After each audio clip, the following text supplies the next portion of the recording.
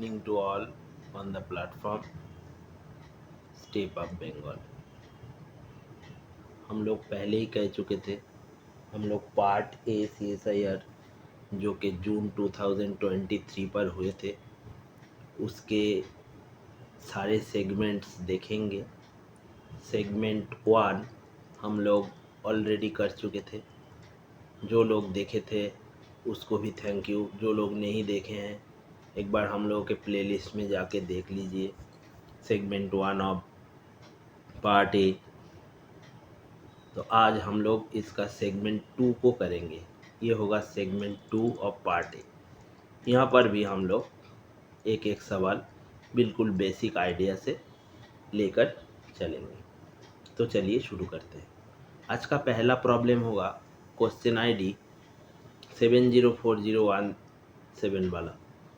यहाँ पे देखिए क्या हुआ है। ऑन ए स्फेरिकल ग्लोब, पहले ना जब आपको क्वेश्चन मिलेगा तो एक बार कम से कम उसको आराम से पढ़िएगा, हड़बड़ी मत कीजिएगा। On a spherical globe of radius 10 unit the distance between A and B is 25 units. तो आप यहाँ पे एक स्फेरिकल ग्लोब डाल लीजिए, मान के चलिए ऐसा। तो यहाँ पे इसका रेडियस देखिए कितना है, इधर है 10 यूनिट। लेकिन ए और बी के बीच डिस्टेंस है 25 यूनिट। तो ये डिस्टेंस लीनियर हो भी सकता है, नहीं हो सकता है, इसलिए हम लोग इसको इन जनरल नॉन लीनियर ही लेंगे, यानी अलोंग कार्व लेंगे। तो ये है ए और बी के बीच का डिस्टेंस, और ये कितना दिया हुआ है देखिए 25 यूनिट्स। ठीक है, तो ये है आर्क लेंथ जो कि हम मैथमेटिकल फिजिक्स में बहुत सारे जगह यूज करते हैं। ठीक, तो अब आइए, ये है रेडियस आर। तो if it is uniformly expanded, यानी अब ये ग्लोब बड़ा से बड़ा हो गया, मान के चलिए इतना बड़ा हो गया, ये ग्लोब इतना बड़ा हो गया तो रेडियस भी बढ़ेगा, 50 यूनिट्स हो गया इसका रेडियस, ये हो गया। तब ए और बी के बीच का डिस्टेंस भी बढ़ेगा। तो वो डिस्टेंस के बारे में ही पूछे है, ए और बी के बीच ये नए सिस्टम में ये दूसरा वाला, इसमें क्या होगा। देखिए हम लोग जानते हैं ना, रेडियस और ये आर्कचुअल मेज़रमेंट जो होता है टोटल 2πr होता है। तब ये अगर एस हम इसको पकड़े तो एस इक्वल टू 2πr ऐसा तरीका में कुछ आएगा, जहाँ से हम लोग क्या कह सकते हैं, S S radius R always, यानी रेडियस के साथ सीधा सीधा आर्क लेंथ क्या होगा, डायरेक्टली प्रोपोर्शनल होगा। तो यहाँ से एस इक्वल टू के आर होगा। ये के है वेरिएशन कांस्टेंट जो नॉन जीरो इन जनरल। अब इसको डाल दीजिए ये दोनों डेटा 10 और 25। तो एस के जगह आप लोग क्या लेंगे 25, के जगह क्या लेंगे कुछ नहीं, आर के जगह 10। यहाँ से के आपको आ चुका है 2.5, इसमें डाल दीजिए अब। तब एस क्या बन गया, के था 2.5 इंटू आर। ठीक, ये रिजल्ट हम लोगों के पास आ चुका है। अब ये नया सिस्टम जो बना है इस पे देखिए आर दिया हुआ था 50, तो इधर डाल दीजिए। और नया एस के बारे में पूछे हैं, मान के चलिए S1, ये क्या हो जाएगा 2.5 इंटू आर के जगह डालिए तो 50। तो ये सीधा सीधा आपके पास आएगा 125 है आंसर में, यस। तो ये इसका आंसर बन जाएगा। तो सिंपली ये प्रॉब्लम बेस्ड था चैप्टर वेरिएशन, जो कि 9-10 के स्टैंडर्ड में आते हैं, वहाँ से उठाया गया है। तो जब भी आप किसी एग्ज़ाम में जाइएगा 9-10 को मत भूलिएगा, बहुत ही इम्पोर्टेंट स्टैंडर्ड है, यहाँ से आपको इजी मार्क्स मिल सकता है। तो चलिए दूसरे प्रॉब्लम पर। इन एन असेंबली इलेक्शन, धीरे धीरे पढ़िए, हाँ।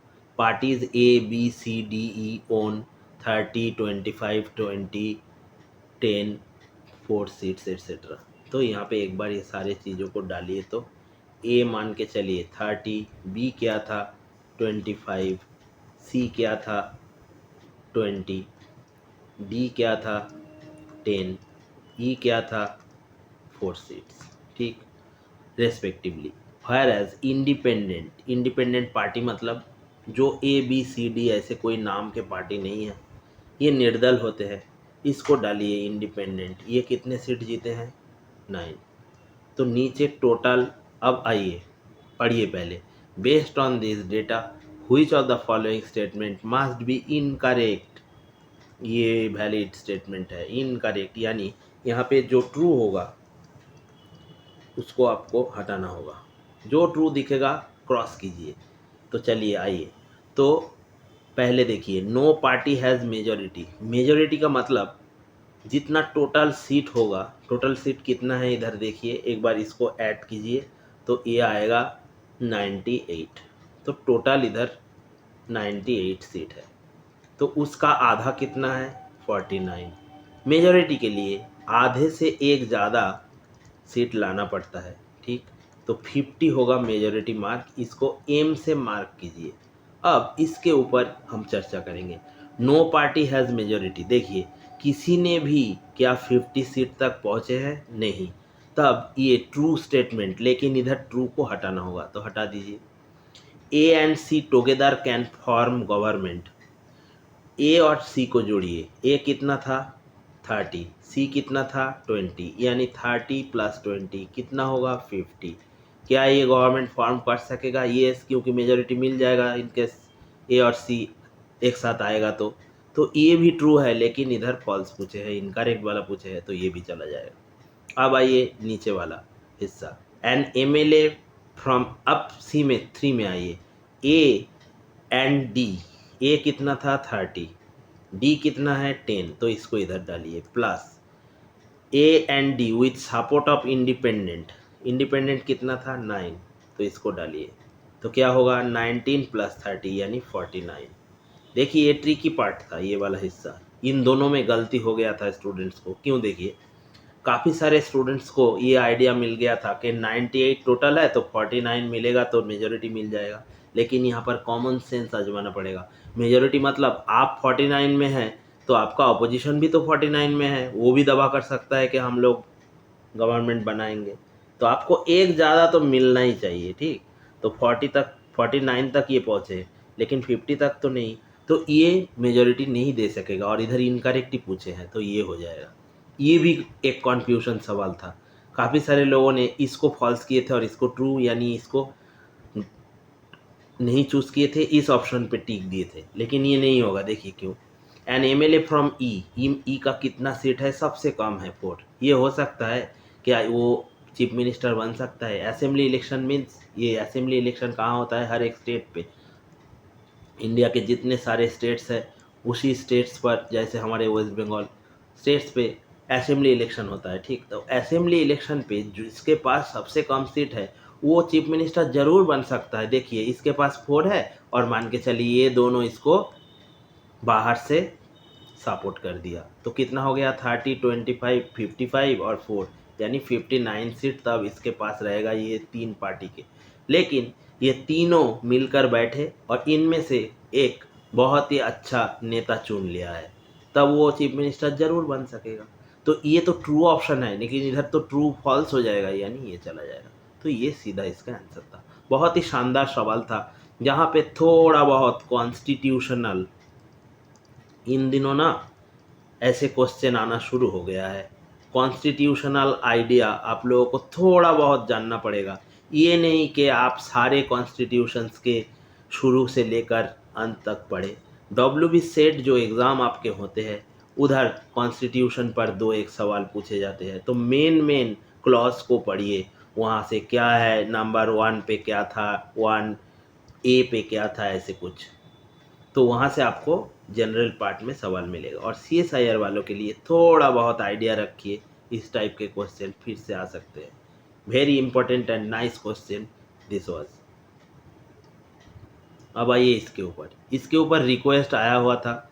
बच्चों का कहना था हम लोग सर ज़्यादा इसको कर गए थे एग्ज़ाम में, बहुत टाइम ले लिया था, तो कैसे इसको कम से कम टाइम में निकाला जा सकता।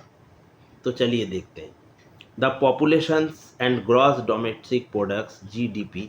ये ग्रॉस डोमेस्टिक प्रोडक्ट यानी मान के चलिए हम लोगों के पास बिजली है, खाना है, यानी सारे जो फूड ग्रेन्स ये सारे टोटल एक मिला के हम लोगों के पास ये ग्रॉस डोमेस्टिक प्रोडक्ट, ग्रॉस यानी टोटल, और उसके साथ साथ किसी भी कंट्री का पॉपुलेशन तो होगा ही, इन बिलियन यूएसडी यानी यूएस डॉलर, ये सब तो जैसे हम लोगों के पास रुपीज़ है उसके बराबर है। तो ये आइडिया उतना ज़रूरी नहीं। 3 कंट्रीज ABC तीनों का in the year 2010 and 20 are shown below.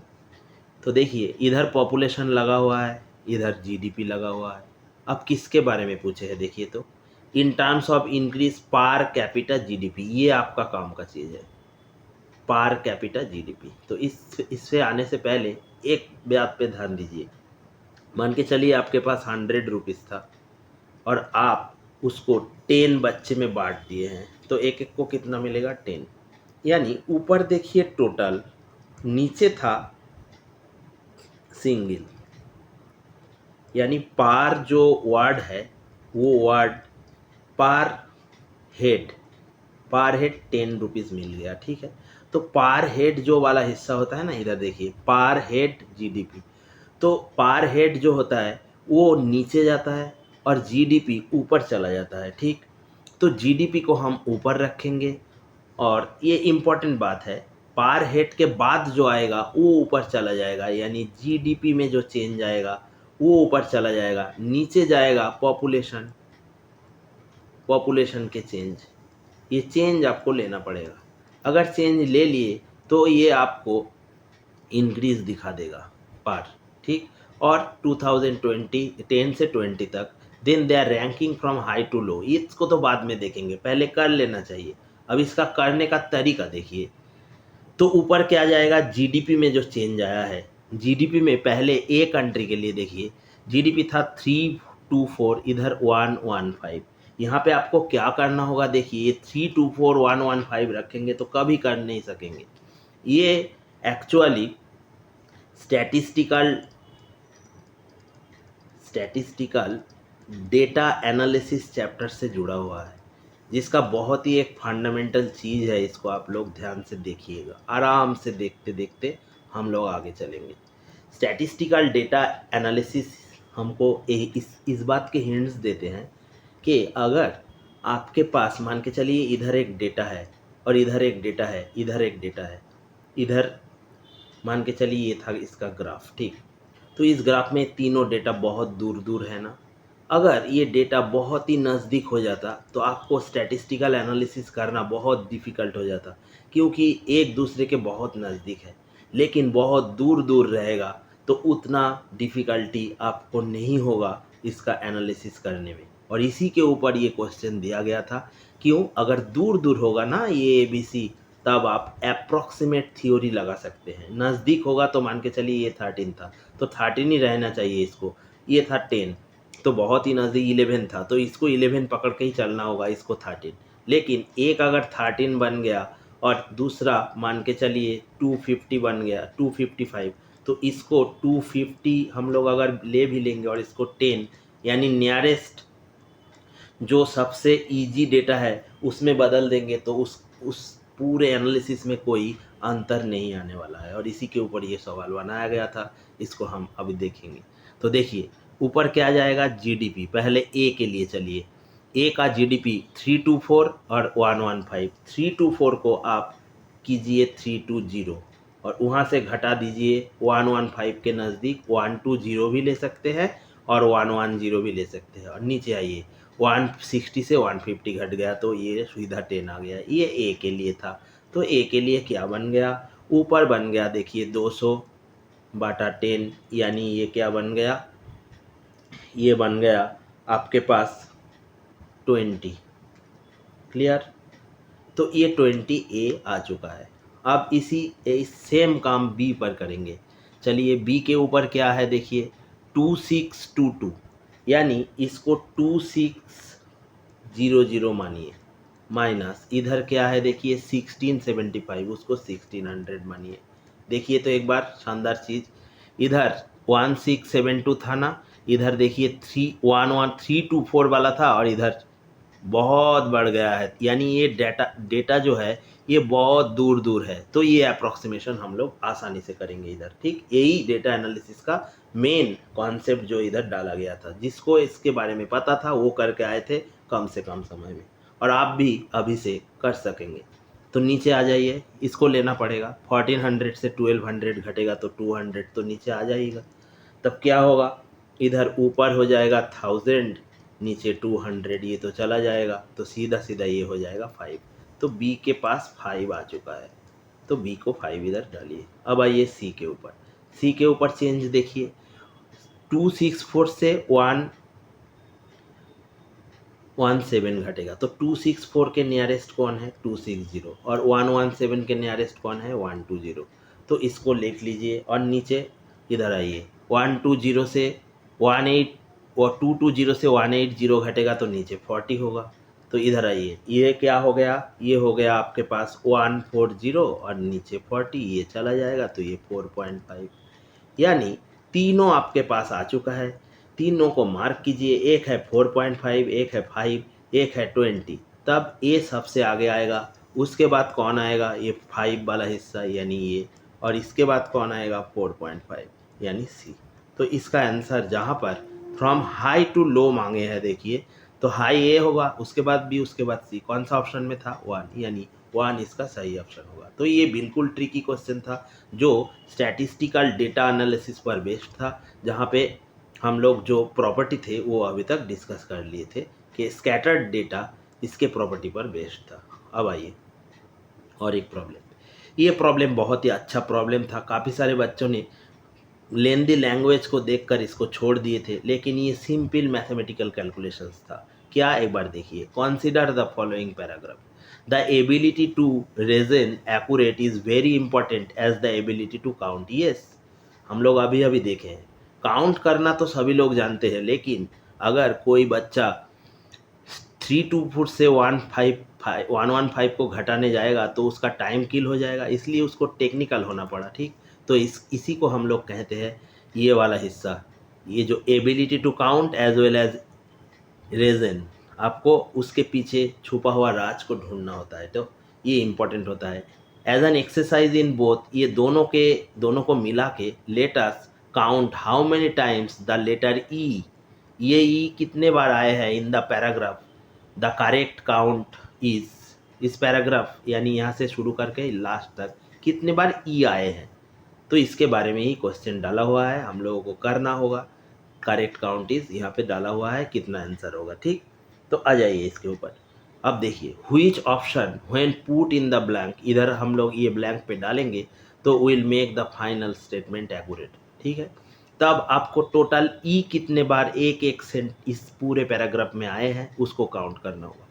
इसका करने का तरीका बहुत ही यूनिक होता है, देख लीजिए क्या होता है। शुरू से लेकर 1 2 करके गिनेंगे तो आपको मुसीबत हो सकता है, इसलिए काम कीजिए।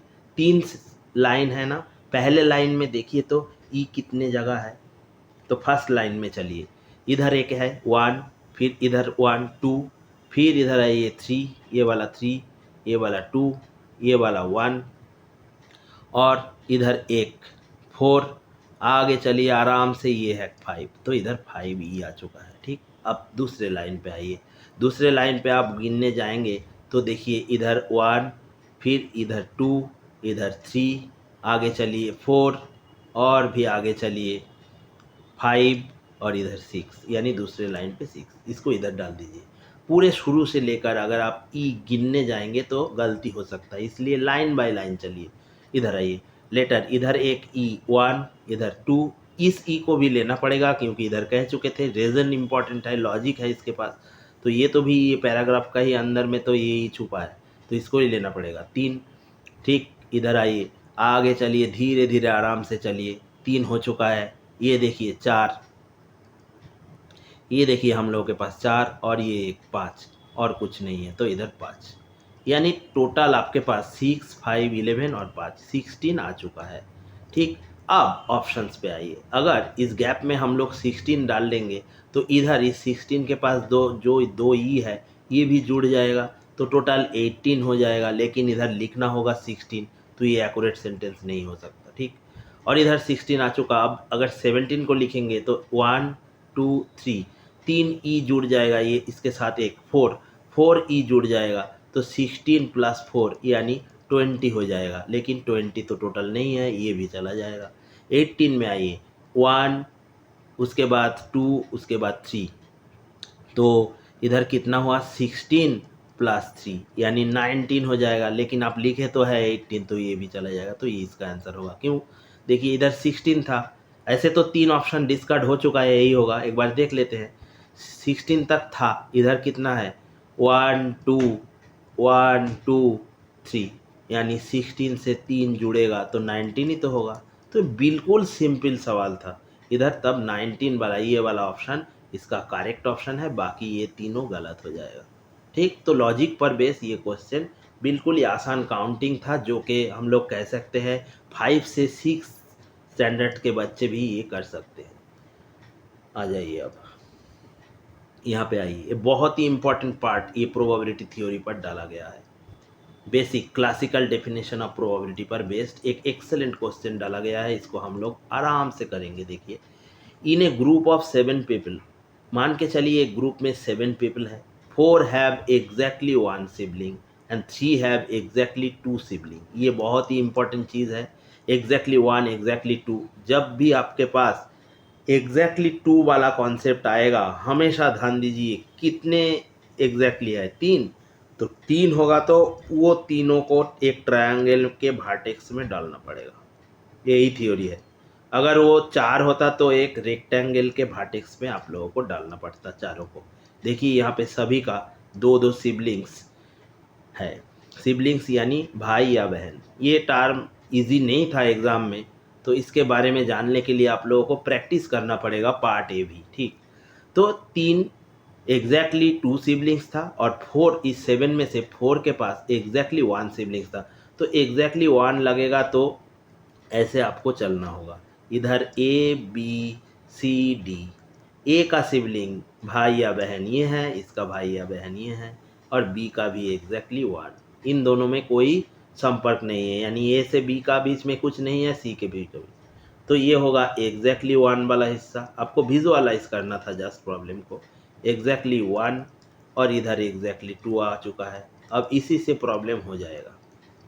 चलिए इसको मार्क करते हैं ई एफ जी में। ठीक, आ जाइए, व्हाट इज़ द प्रोबेबिलिटी। अब इसमें से 2 पीपल लिया गया है, ठीक, 2 पीपल चूज़ किया गया है, और इसमें से वो सिबलिंग किसी, वो दोनों मान के चलिए आप ए को लिए हैं और उसके साथ डी को लिए हैं, तो ये दोनों तो सिबलिंग नहीं है, ये एक कॉम्बिनेशन बन सकता है। तो इतना टोटल कितना कॉम्बिनेशन होगा, इसी के बारे में पूछे हैं और उसका प्रोबेबिलिटी निकालने के लिए बोले हैं। तो क्लासिकल डेफिनेशन में ऊपर होता है फेवरेबल केसेस, फेवरेबल केसेस, नीचे होता है, आप लोग सभी लोग जानते हैं, टोटल नंबर ऑफ केसेस। तो टोटल नंबर ऑफ केसेस जब भी दिया जाएगा, ये तो सीधा सीधा 7C2 ही होगा। क्लियर, ये 7C2 हम लोग पहले भी कह चुके थे, 4C2 5C2 7C2 ये ज़्यादातर आता रहता है। तो इसको करने के तरीका आप लोग जानते ही होंगे, फैक्टोरियल 4 ऊपर हम लोग लिख लेते हैं, नीचे 2, और ये 4 से 2 घटा देते हैं तो 2। तो यहाँ से ये 4 × 3 × फैक्टोरियल 2 बन जाता है, नीचे फैक्टोरियल 2 एक रह जाता है और ये फैक्टोरियल चला जाएगा। तो इसको करेंगे तो 4 × 3 यानी 12/2 यानी 6 इसका आंसर आ जाएगा। तब इन तीनों को आप अगर याद करके रखेंगे, इधर 10 और इधर क्या होगा, तो आपको एग्ज़ाम में आसानी होगा। लेकिन आप लोग अगर भूल भी गए होंगे तो हम लोग इधर एक ट्रिक्स डाल देते हैं आप लोगों के लिए।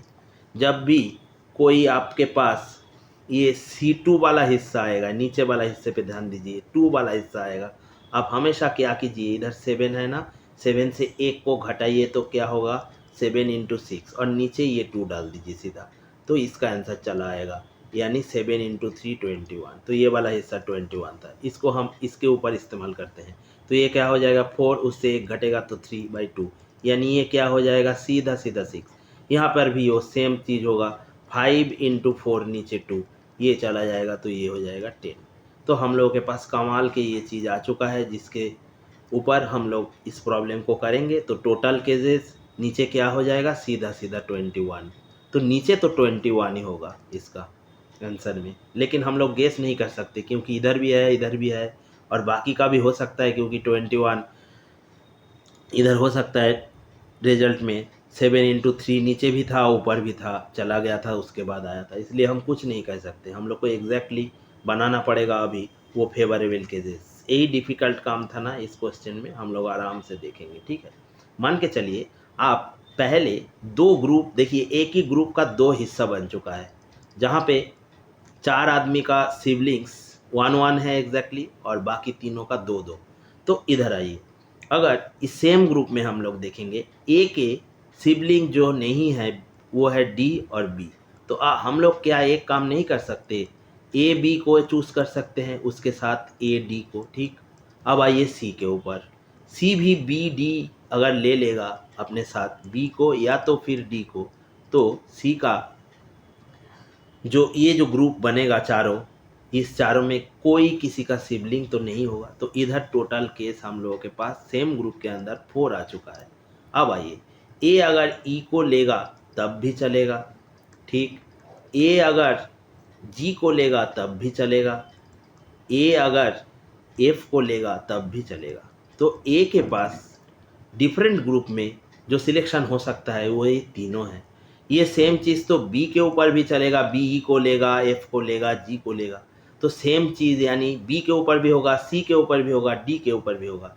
तो ये सारे 3 केसेस इंटू 4 यानी इधर टोटल 12 आएंगे, यानी ये 12 + 4 टोटल 16 आएगा और नीचे 21। ये हो जाएगा रिक्वायर्ड प्रोबेबिलिटी। था किसी ऑप्शन पे? यस। तो ये इसका सीधा सीधा आंसर बन जाएगा। ब्यूटीफुल क्वेश्चन था, जस्ट इस फ्रेमवर्क को आपको करना था और हो जाता। ये आसान सवाल था। चलिए अब इसके ऊपर आते हैं। ये बहुत ही इम्पोर्टेंट पार्ट है, ये डायग्राम वाला हिस्सा, एक क्वेश्चन इधर से आता ही रहता है, इसके ऊपर हम लोग थोड़ा बहुत ध्यान देंगे और करके ले जाएंगे। जब भी इस टाइप के क्वेश्चन आ जाए तो आप पहले उसको पढ़िए आराम से। An appropriate diagram to depict the relationship between the categories. देखिए कितने कैटेगरीज है, कितने हिस्से हैं। इंसेक्ट ये वाला एक, बर्ड्स 2, एक्सटिंक्ट एनिमल्स यानी जो सारे एनिमल्स अब दुनिया में नहीं रहा, जैसे डायनासोर, उसके साथ पीकॉक्स, तो 4 हिस्सा इधर है। तो 4 हिस्सा जब आपको मिल गया होगा, आप इस आंसर पे मत उलझिएगा। 4 हिस्से में देखिए कोई हिस्सा ऐसा तो नहीं रह गया है जो दूसरे के अंदर था, जरूर रह गया है, क्योंकि ये पीकॉक ये तो बर्ड्स के अंदर आएगा, तो आप कहीं बर्ड्स को लिख लीजिए ऐसे, ये वाला हिस्सा बर्ड्स, उसके अंदर पीकॉक आएगा ना, तो पीकॉक इधर रह जाएगा और ये वाला बर्ड्स केस, ठीक। अब आइए, इंसेक्ट्स जो होगा वो तो बर्ड्स नहीं होगा, तो इंसेक्ट्स तो आउट चला जाएगा, ठीक। तो ये वाला इंसेक्ट आउट चला जाएगा। अब आइए, ये वाला हिस्सा था लिंक, ये इंपॉर्टेंट पार्ट था, काफ़ी सारे बच्चों को ये एक्सटिंक्ट वर्ड पता नहीं था। एक्सटिंक्ट यानी जो अभी देखने को नहीं मिलता है, जैसे हम लोग कह चुके हैं डायनासोर, जो मान के चलिए जो सारे एनिमल्स अभी दुनिया से गायब हो गए, तो वो था एक्सटिंक्ट एनिमल्स। तो एक्सटिंक्ट एनिमल्स जो होगा, एनिमल्स के बारे में पूछे हैं, देखिए एक्सटिंक्ट एनिमल्स, उसके अंदर बर्ड भी हो सकता है, इंसेक्ट भी हो सकता है, कुछ एक्सटिंक्ट इंसेक्ट्स ऐसे हो ही सकता है जो आप दुनिया में नहीं है, पहले था, तो उसके अंदर ये आएगा और इसके अंदर भी आएगा। तो और एक क्वांटिटी, टोटल कितने थे? 4। तो एक एक के लिए आपको एक एक सेगमेंट बनाना पड़ेगा। ये चारों सेगमेंट हम लोग अगर बना लेंगे तो ये हो जाएगा। तो इंसेक्ट्स में से तो कुछ एक्सटिंक्ट हो गया और बाकी एक्सटिंक्ट नहीं था, तो इंसेक्ट का ये एक्सटिंक्ट वाला पार्ट चलता चला जाएगा। क्या एक्सटिंक्ट बर्ड में भी होगा? ये ज़रूर होगा। तो इधर आ जाइए, बहुत सारे बर्ड अभी नहीं है दुनिया में, पीकॉक दुनिया में है। तो ये जो हिस्सा है, ये वाला फर्स्ट हिस्सा था, सेकेंड, ये थर्ड, ये फोर्थ। ये फोर्थ हिस्सा कभी कभार पीकॉक के अंदर नहीं जाएगा, क्योंकि पीकॉक अभी दुनिया में है, तो इधर तक ही चलेगा। तो देखिए, तो किसी भी ऑप्शन पे ये रिजल्ट था, ये वाला हिस्सा देखिए, ये वाला हिस्सा हम लोगों के पास आ चुका है, ये था, ये था, ये था, तो इसका आंसर सी सीधा बन जाएगा, ठीक। आ जाइए लास्ट ऑप्शन के ऊपर, लास्ट क्वेश्चन आज करेंगे, जो कि क्वेश्चन आईडी 70401 पर 4 पर था। ये भी स्टैटिस्टिक्स के ऊपर बेस था, देखिए कितने सारे प्रॉब्लम इन दिनों स्टैटिस्टिक्स के ऊपर आना शुरू हो गया है, इसको करना ही होगा आपको, ठीक है। तो चलिए आराम से इस प्रॉब्लम को हम लोग करेंगे। Two data sets A and B have the same mean. हम लोग मीन के बारे में अभी डिस्कस बहुत जगह कर चुके हैं कि ये जो मीन होता है ये सीधा सीधा एक्स बार से डिनोट किया जाता है। और मान के चलिए आपके पास एक सैम्पल है x1 plus x2 plus dot dot dot plus xn by n, ये होता सीधा सीधा आपके पास मीन, ये है सैम्पल मीन। तो इसी के ऊपर ये सवाल डाला गया था। सेम मीन है टू सेट्स डेटा सेट्स। देखिए ये डेटा सेट्स जो टू है ये सेम सैम्पल साइज के हो भी सकते हैं, नहीं, लेकिन जब भी हम लोगों को ऑप्शन डिस्कट करना हो तो हम लोग ज़्यादातर क्या लेंगे, वो सारे डेटा सेट्स जहाँ पे सैम्पल साइज सेम ना हो, क्योंकि उससे आपको ऑप्शन हटाने में आसानी हो जाएगा। तो आइए हम लोग टू डेटा सेट्स लेंगे ए और बी। ए में जो डेटा सेट आएगा उसको हम कम से कम लेंगे, फिर बी में जाएंगे और बी में जो डेटा सेट होगा वो भी कम से कम लेंगे। तो आइए ए में हम लोग सैम्पल साइज 3 से शुरू करेंगे। तो और डेटा को लेंगे 1 प्लस 2 प्लस 3, जो कम से कम हो, ये 3 हो जाएगा। तो ये कितना आएगा, तो देखिए 3 प्लस 2 5 प्लस 1 6/3 यानी 2। तो इधर भी 2 बनाना है। बी के केस में सेम मीन होगा, तो बी के केस में 2 बनाना है, लेकिन सैम्पल साइज हम लोग जैसे कि आसानी हो सेम नहीं रखेंगे, अलग कर देंगे। तो अलग कर देंगे, ये तो 3 वाला था, 3 सैम्पल साइज 3, ये साइज 3 का एक सैम्पल था। तो इधर हम लोग लेंगे साइज 2 वाला सैम्पल, तो उससे आसानी हो जाएगा। साइज 2 में क्या क्या लेंगे, देखिए आना तो पड़ेगा 2। अगर 1 प्लस 2 लिया नीचे 2 जाएगा, देखिए 1 प्लस 2 नीचे 2 जाएगा तो 1.5 आएगा, उससे काम नहीं चलेगा, 2 लाना ही है। तो 1 और 3 को ले लीजिए, आसानी से कीजिए, आराम से कीजिए, नीचे 2 आ जाएगा। तो ये भी 2 और ये भी 2। ये रहा आपका सैम्पल जो बी के पास था, ये रहा जो ए के पास था। तो दोनों का मीन बराबर है, ये है, यही तो गिवन था। अब इस एग्जाम्पल के थ्रू, ये काउंटर एग्जाम्पल थ्रू हम लोग ऑप्शंस को जस्ट डिस्कार्ड करते चले जाएंगे और रिजल्ट मिल जाएगा। तो चलिए पहले ऑप्शन को देखते हैं। यहाँ पे बोले हैं सम ऑफ ऑब्जर्वेशंस इन ए, ये 1 2 3 जो सर्वे के बाद मिलता है वही है ऑब्जर्वेशन। शाम, यहाँ पे शाम कितना है 6, और sum of the observation in B, B का शाम कितना 3 + 1 4, क्या ये बराबर है, नहीं, तो ये ऑप्शन तो गया आराम से, ठीक। अब आइए mean of the squares of the observations in A पे जितने सारे ऑब्जर्वेशंस है उसको स्क्वायर कीजिए पहले, 1 square plus 2 square plus 3 square, और नीचे तो 3 ही होगा क्योंकि 3 था।